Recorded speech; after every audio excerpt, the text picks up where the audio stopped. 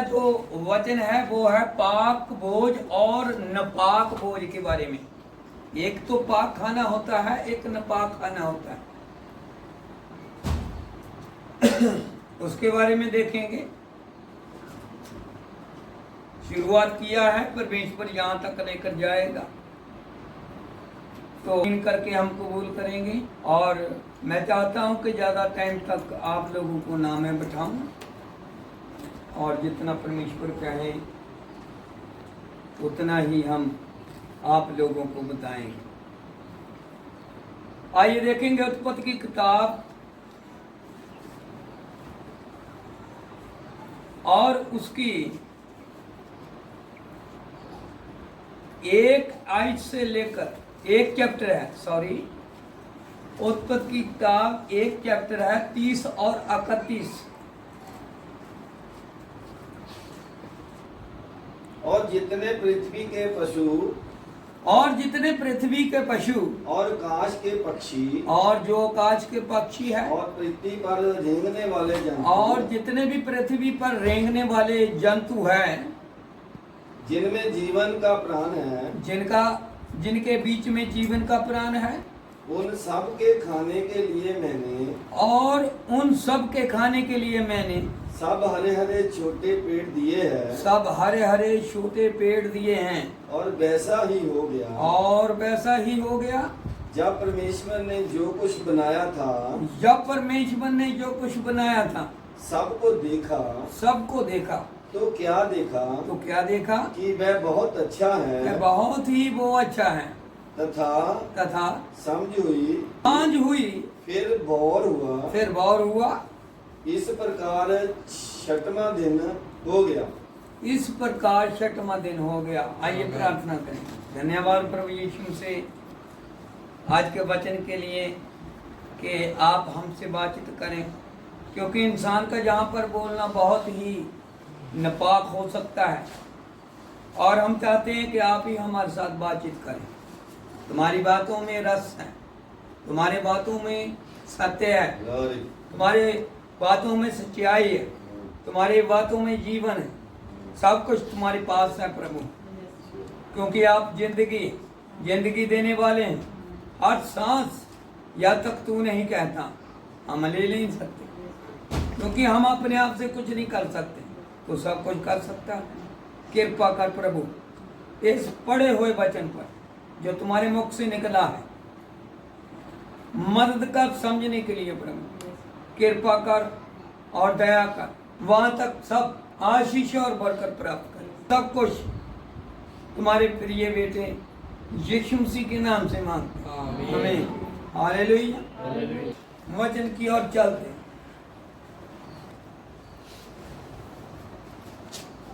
कि परमेश्वर ने जो छठे दिन में बनाया था, और उस दिन परमेश्वर ने इंसान को भी बनाया था। अगर आप प्रकाश भाग्य किताब में देखेंगे 13 चैप्टर में, वहां लिखा हुआ ऑलरेडी कि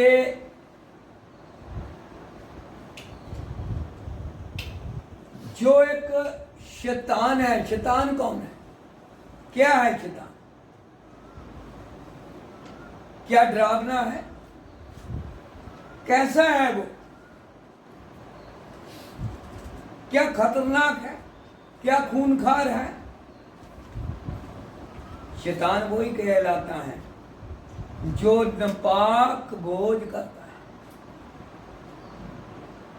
नापाक भोज जो होता है उसको कहा जाता है झूठ, फरेब, हेरा फेरी, खून, हत्या, जिसे कहते हैं, गाली गलौज,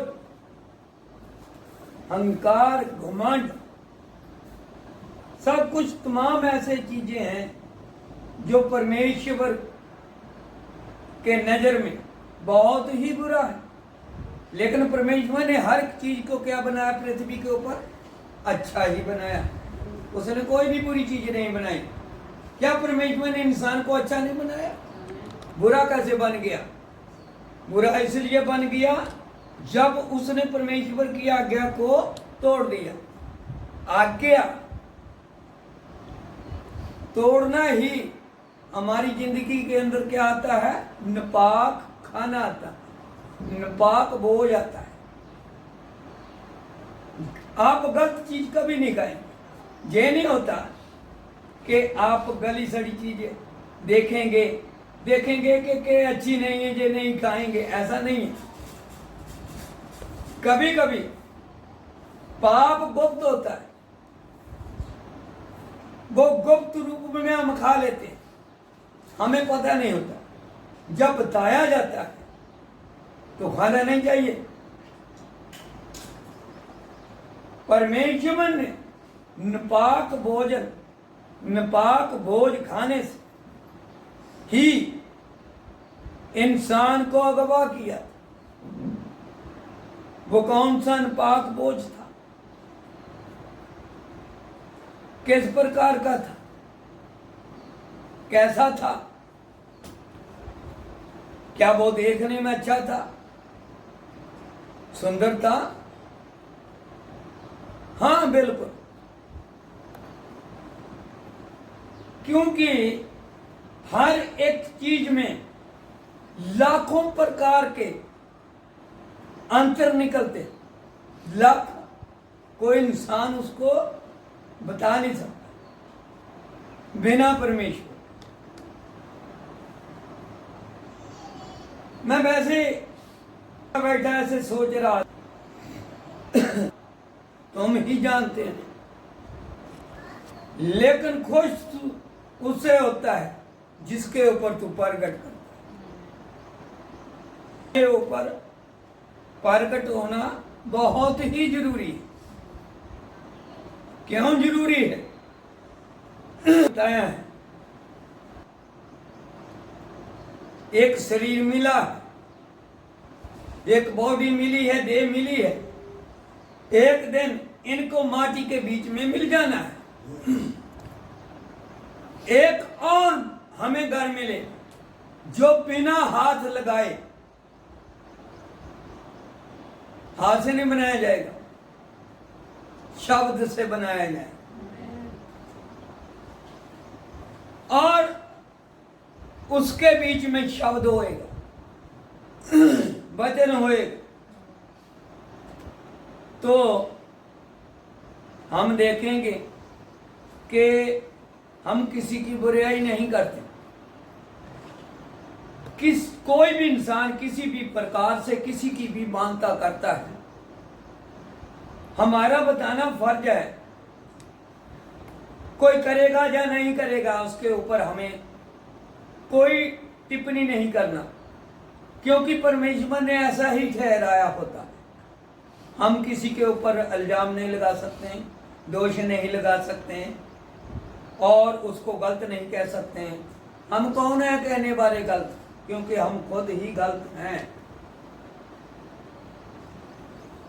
परमेश्वर ने जितने भी पृथ्वी के ऊपर पक्षु, आकाश के पक्षी और पृथ्वी पर रेंगने वाले जंतु थे जिनमें जीवन का प्राण था, और उन सब के खाने के लिए उसने कहा मैंने सब हरे हरे छोटे पेड़ दिए हैं। समझ लगी आपको? सब हरे हरे क्या दिए हुए हैं? पेड़ दिए।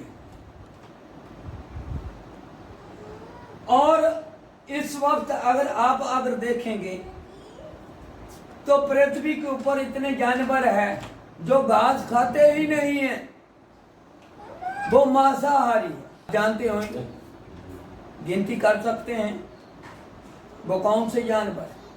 कुछ जो घास भी खा लेते हैं और मांस भी खा लेते हैं। क्योंकि जितना हम अपना ज्ञान बढ़ाएंगे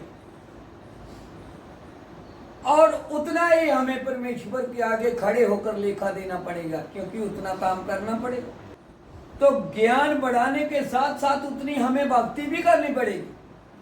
अकेला ये नहीं कि इस संसार के बीच में हम आ गए, पृथ्वी के ऊपर आ गए हमने जन्म ले लिया, हमने देखा छोटे बच्चे हैं, दूध पी रहे हैं, थोड़ा बड़े हुए हैं, स्कूल में जाने लगे हैं, और थोड़ा और बड़े हुए हैं, जवान हो गए हैं और पढ़ने लिखने लगे हैं, थोड़ा और बड़े हो गए हैं, शादी का टाइम आ गया है, और थोड़ा और बड़े हुए हैं, और उसके बाद में बच्चे आएंगे हमारे, और उनसे थोड़े और बड़े हैं, तो हम कभी किसी वक्त और पोते और पोतियां वाले बन जाएंगे, और थोड़ा और बड़े होंगे, ज्यादा बुजुर्ग बन जाएंगे। एक समय आएगा तो खत्म हो जाएंगे। तो क्या लेकर गए हैं जब से? परमेश्वर को तो जाना ही नहीं जिसने हमें बनाया। जिस परमेश्वर ने इस पृथ्वी के ऊपर हमें छोड़ दिया, क्यों छोड़ा? क्योंकि हमने गलती की थी, इसलिए छोड़ा कि जिंदगी के पूरे दिन आप दुख से खाएंगे, पिएंगे, पसीना बहाएंगे, तुम अच्छा बोएंगे और बुरा काटेंगे। यही चलता है। क्योंकि जो परमेश्वर हमें दिखाता है वो हम बता देते हैं।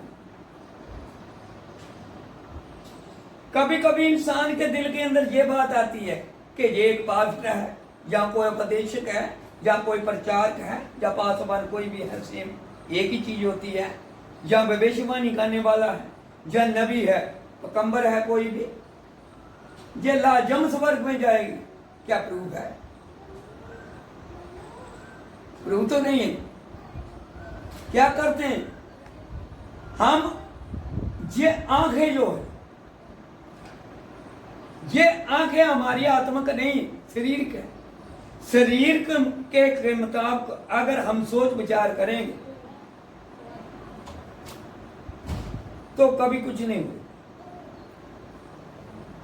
देखने से स्वर्ग में नहीं जाएगा। परमेश्वर तो ये कहता है कि मुबारक वो लोग जो बिना देखे विश्वास करते।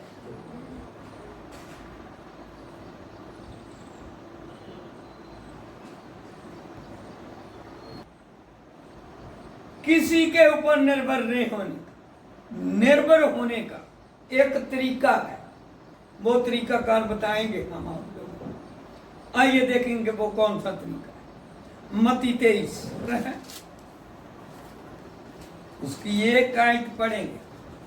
तब यीशु ने भीड़ से और अपने चेलों से कहा, देखो, जो प्रभु यीशु मसीह था उसने अपने चेलों से, और काफी भीड़ लगी थी, 2000, 3000, 4000, 7000, 8000, मालूम नहीं कितनी है, यहां पर है बहुवचन, कितने भी हो सकते हैं। तब यीशु ने भीड़ से और अपने चेलों से क्या कहा? शास्त्री और फरीसी मूसा की गद्दी पर बैठे हैं। जो शास्त्री है और जो फरीसी है वो किसकी गद्दी के ऊपर बैठे हुए हैं? मूसा की गद्दी पर। आज इसी ही प्रकार बहुत ही सेवक की जगह ले लेते हैं। समझ लगी आपको? बहुत ही मुलाना, पास्टर, उपदेशक, प्रचार कोई भी है, जब कोई किसी की जगह ले लेता है, उसने तो अपनी मर्जी से जगह ले ली, लेकिन परमेश्वर ने जगह नहीं दी। जब तक परमेश्वर किसी को जगह ना दे तो उसे कभी भी कबूलियत मत कर। समझ लगी आपको? और जब शास्त्रियों ने और फरीसियों ने मूसा की गद्दी के ऊपर बैठ गए और जो मूसा को शरीयत दी थी और उनके बारे में बताने लगे, तो 3 में क्या लिखा? इसलिए वह तुमसे जो कुछ कहे, उसने कहा यीशु मसीह ने, अगर जो कुछ भी वो तुमसे कहे वह करना। देखा, सही है कि वह करना।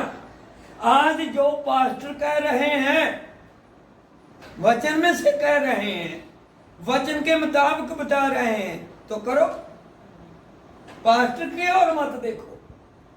पास्टर स्वर्ग में जाए, नरक में जाए, कहीं भी जाए, जो वो बोएगा उनको फल मिलेगा, जो आप बोएंगे आपको फल मिलेगा। लेकिन वो शरीयत के मुताबिक जो बताते थे उनको वो मानते थे, आज भी मानते, कौन कहता नहीं मानते, मानते। क्या मानते हैं कि जो मूसा के माध्यम से परमेश्वर ने, यहोवा ने जो उनको शरीयत दी थी और शास्त्री और फरीसी उसके ऊपर बैठे थे, तो यीशु ने उसके बारे में उन लोगों को कहा कि जो कुछ भी ये कहते हैं इनकी मानो, वो करो, करना चाहिए आपको। समझ लगी आपको? क्योंकि आपको, आप लोगों ने वचन तो मानना ही है, पास्टर की थोड़ा बात माननी। अगर पास्टर वचन से बाहर जा रहा है तो मत मानो, वचन के बीच में जा रहा है तो वचन मानो। सीधा वचन को करना है, दंडवत वचन को करना है, किसी सेवक को नहीं करना, वो गलत है। कोई भी सेवक अपने पांव के हाथ नहीं लगा सकता। समझ लगी आपको? क्योंकि दूत एक दूसरे दूत को क्या कहता है कि मैं भी तुम्हारी तरह, तुम्हारे भाइयों की तरह एक साधारण इंसान हूं, तू मुझे मत था, मुझे दंडवत मत कर, उसको कर जिसने मुझे भेजा। और आगे क्या लिखा है? करना और मानना, परंतु उसके जैसे काम मत करना।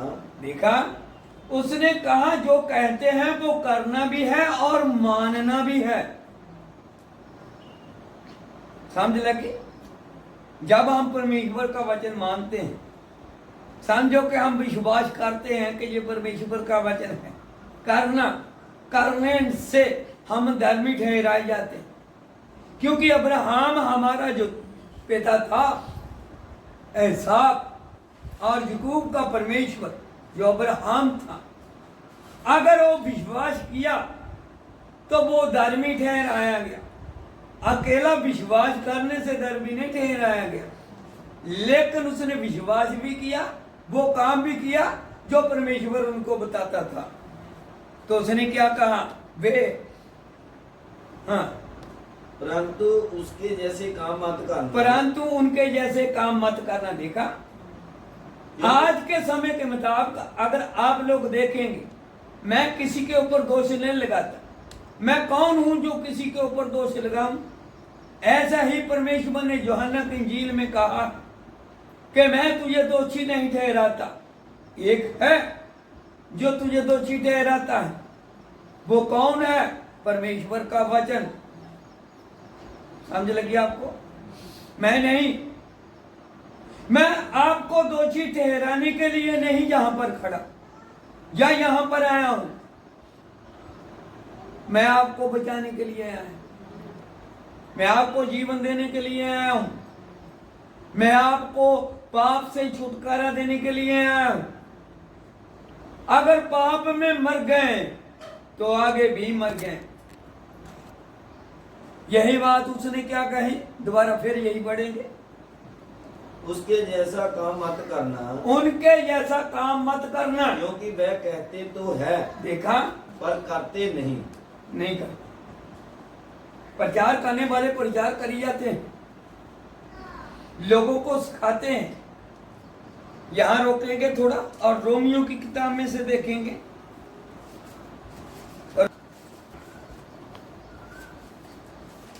और रोमी 2:7, यदि तू स्वयं को यहूदी कहते हैं, और उसका 17 है, यदि तू स्वयं को यहूदी कहते हैं, अगर तू स्वयं को, अपने आप को यहूदी कहता है, विविधता पर भरोसा रखता है, अगर तू विवाहता के ऊपर विश्वास रखता है, भरोसा रखता है, परमेश्वर के विषय में घमंड करता है, और तू परमेश्वर के विषय में घमंड करता है, और उसकी इच्छा जानता है, तू उसकी इच्छा को भी जानता है, और विविधता की शिक्षा पाकर, तू विवाहता की जो शिक्षा प्राप्त करके उत्तम बातों को प्रिय जानता है, और बहुत ही अच्छी अच्छी बातों को अच्छा समझता है, यदि तू अपने आप पर भरोसा रखता है यदि तू अपने आप के ऊपर विश्वास रखता है, भरोसा रखता है कि मैं अंधों का आगुआ और मैं अंधों का आगुआ और और अंधकार में पड़े हुओं की ज्योति और पड़े हुओं की ज्योति और बुद्धिहीनों का और जो बुद्धिहीन है सिखाने वाला उनको सिखाने वाला और बालकों का उपदेशक हूँ। और बालकों का क्या हूँ? देखो, अपने आप को हम क्या समझते हैं कि हम बहुत ही बड़े पास्टर हैं, बहुत ही बड़े पासवान हैं, बहुत ही बड़े भविष्यवाणी करने वाले पैगंबर हैं, हम बहुत बड़े। मैं टीचिंग देता हूं, मैं लोगों को तालीम देता हूं, शिक्षा देता हूं, सरदार हूं उनका, यहूदियों का। मैं गद्दी पर बैठकर मूसा की सब उनकी बातें बताता हूं, जो परमेश्वर उनसे बात करता था मैं वो ही बताता हूं। देखो, कहने वाले जी ऐसे चलता है क्या? नहीं चलता। एक खास बात है, खास बात यह है, यह हमेशा याद रखने, मैं कहता हूं जो भी रिकॉर्डिंग होता है बाहर जाना चाहिए, लोगों को मालूम पड़े कि पास्टर को भी सही होना है तो कलीसिया को भी सही होना है, नबी को भी सही मानना है, उपदेशक को भी सही मानना है।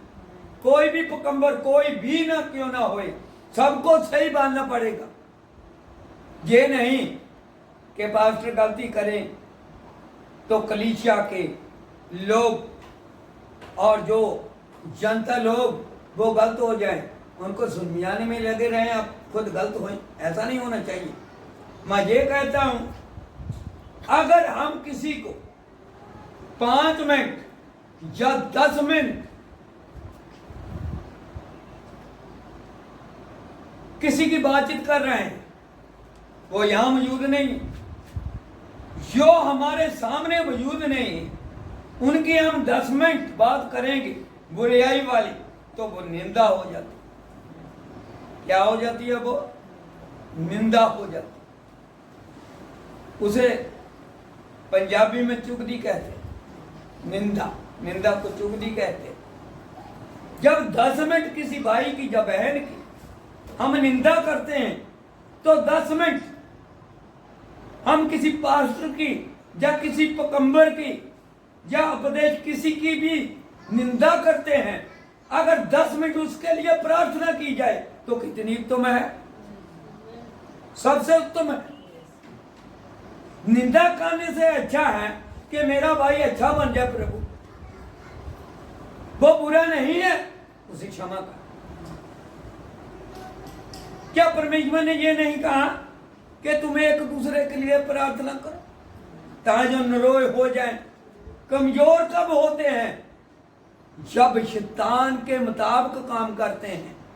शैतान का काम है निंदा करना, तो निंदा करना कौन सिखाता है? शैतान। क्या समझे? उस अबलीस ने, उस पुराने सप ने निंदा की किसके सामने? हवा के सामने। कौन सी निंदा की? कि तुम्हारा परमेश्वर झूठ बोलता है। क्या बोलता है? उसने झूठ बोला कि अगर ये फल तुम खा लेंगे और तुम्हें परमेश्वर के तुल्य हो जाएंगे, जितनी पावर परमेश्वर की होगी उतनी तुम्हारी हो जाएगी। क्या समझे आप? यानी वो उनको क्या कहना चाहता था कि जैसे वो है वैसे तुम भी हो जाएंगे, पर परमेश्वर ऐसा नहीं था। जबकि उसने अपनी बात बताकर जो बतानी थी वो नहीं बताई कि ये जो मैं हूं वैसे आप हो जाएंगे, क्योंकि परमेश्वर से बुराई निकल ही नहीं सकती। सच में से कभी झूठ नहीं निकल सकता। झूठ इंसान सच बोल सकता है, बड़ी बात नहीं है। पर सच्चा इंसान कभी झूठ नहीं बोल सकता।